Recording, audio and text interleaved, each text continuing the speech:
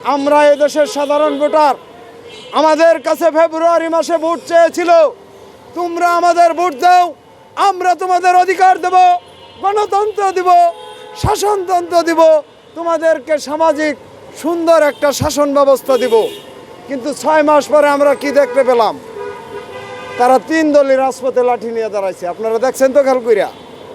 এই ফাঁকে যদি আমরা কই আমরা অধিকার চাই, তাহলে আমাকে কেউ লাঠি দিয়ে আঘাত করবে না ভাই? তা না হলে আর লাঠি নিয়ে দাঁড়াইলো কি কারণে?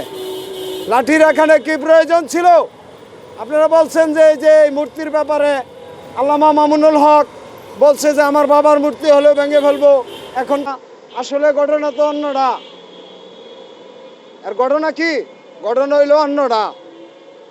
বলছে দেশে ইনসাফ কায়েম হয়েছে, ইনসাফের পরিবর্তে এখন দেখেন কোন জিনিসটা কায়েম হয়েছে। এদের ভিতরে সঠিক ইসলাম না থাকার কারণে আমরা ইসলামের কোনো সুবিধা পাচ্ছি না।